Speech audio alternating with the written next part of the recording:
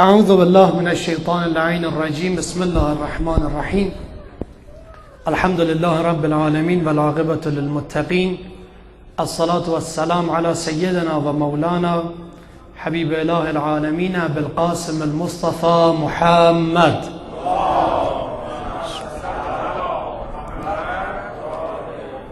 وعلى أهل بيت الطاهرين المعصومين المكرمين سيما بقية الله في الأراضين روحي وأرواح العالمين لتراب مقدمه الفداء. بسم الله الرحمن الرحيم. رب اشرح لي صدري ويسر لي أمري واحلل عقدة من لساني يفقهوا قولي.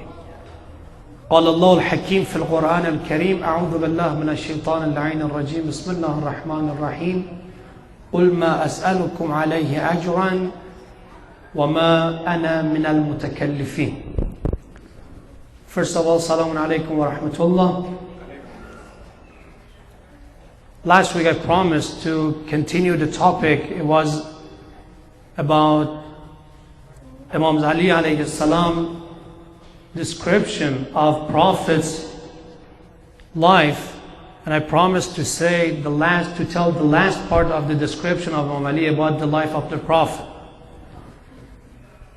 It was three facts of the life of Prophet Imam Ali alayhi salam mentioned in Nahjul Balagha in 72nd letter of the Nahjul Balagha. Imam Ali alayhi salam mentioned three facts of the life of the Prophet. First of the three facts was Imam Ali alayhi salam said Prophet completed the prophecy of 124,000 prophets.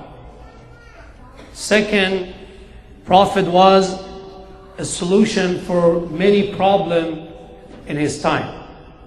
And the third, I changed my topic into Farsi last week. It was Prophet reached his goal from the proper way. He used for reaching his goal always using a proper way.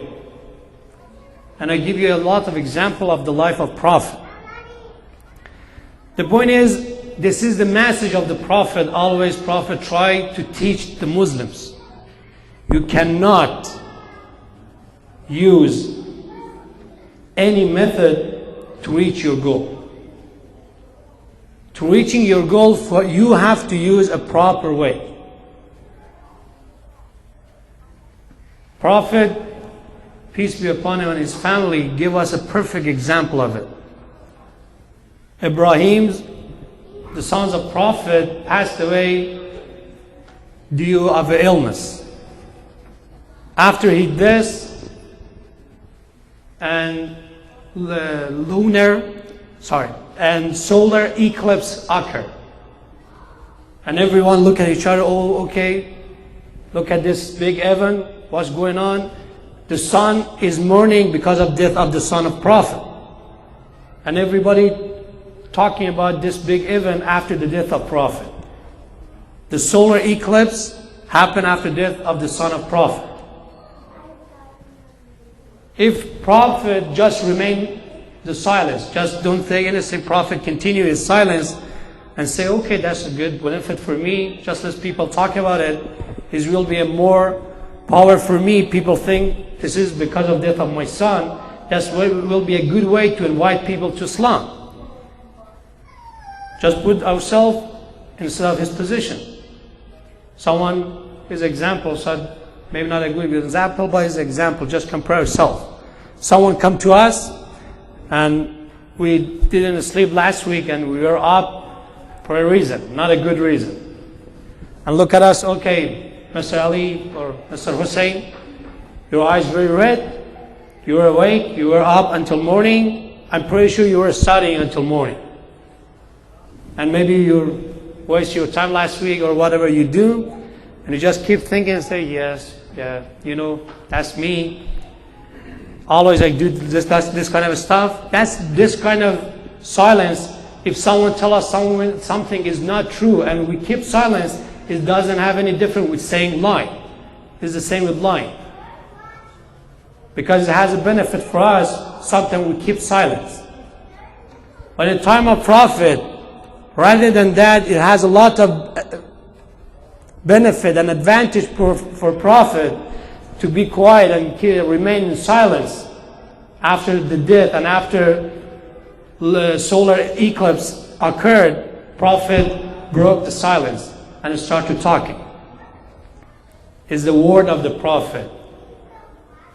الشمس والقمر لا ينخسفان بموت أحد. Solar eclipse and lunar eclipse never happen for die or death of someone. Never. This is a natural cause.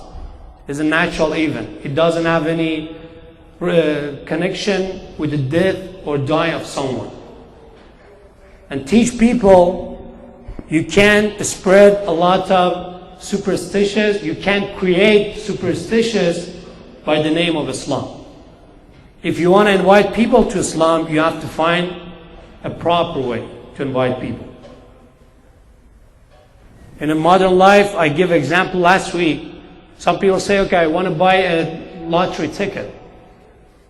And my intention is to buy this lottery ticket to win the lottery and donate the money to the Masjed or somewhere else to help poor people.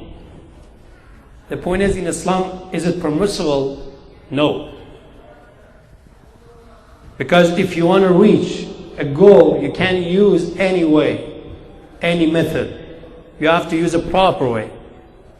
Lottery, gambling, all of this kind in Islam is haram. You can't use a haram method to reach a halal goal, a right goal.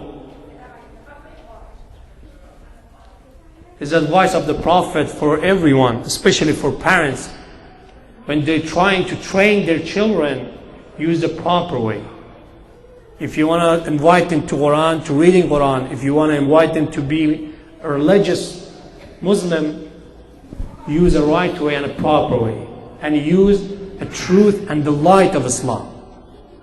Not we try to scare them or just make. Sometimes I said a lot of time, most of the time, parents, they describe most of the time hell for children. They say Jahannam or hell is like this, is really scary, is not bad. But sometimes it's too much. Sometimes our child and our children, they know a lot of things about Jahannam, about hell, but they don't even have one idea and one line of information about heaven. If you're trying to teach your children about Islam, teach both sides of Islam. When we say about the anger of God and the punishment of God, say the opposite side of mercy and kindness of Allah. Make long story short, be moderate. Don't be extreme and don't be casual. Be moderate in everything, especially when you're teaching Islam to your children. Be careful to use a proper and right way to teach them Islam. And just I want to finish here because I think I don't have much more time to continue my topic in English. That was the 3 facts of life of the Prophet Muhammad mentioned in the 72nd letter of Nahjul Balaghah. First, he completed the prophecy. Second, he was a solution for many problems. And third, he reached his goal from the proper way. Inshallah, Allah give us the power to follow his way and inshallah be a real Muslim in our life. Sallallahu ala Muhammad wa ala Muhammad.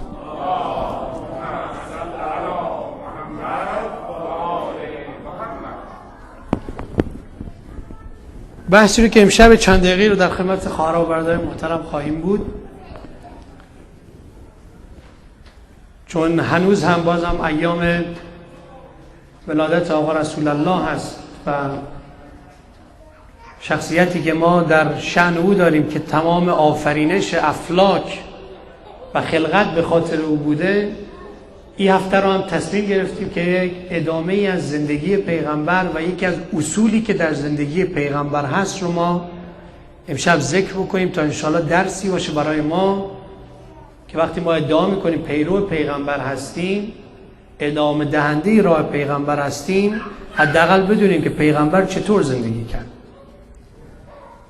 اگر یاد عزیزان باشه، شاید بعضی از عزیزان نبودن، در جلسات قبل ما اشاره کردیم که در میانه های قرن دوم هجری، از تقریبا از سال 150 هجری به بعد، سیره نویسی و تاریخ نویسی در مورد زندگی پیغمبر آغاز شد که ما 3 دسته سیره نویسی در مورد زندگی پیغمبر داریم. کسانی که سعی کردن زندگی پیغمبر رو به تحریر در بیارن، بنویسن که پیغمبر چه صفاتی داشت و چطور زندگی کرد. دسته اول این تاریخ نویسان و سیره نویسان کسانی بودند که صرف تاریخ رو نقل کردن، بدون هیچ نقدی، بدون هیچ بررسی، صرف هر چیزی که از تاریخ بوده داخل کتاب‌های خودشون ذکر کردن، که اکثر تاریخ‌های قدیمی ما از این دسته هستن، مثل تاریخ ابن هشام، تاریخ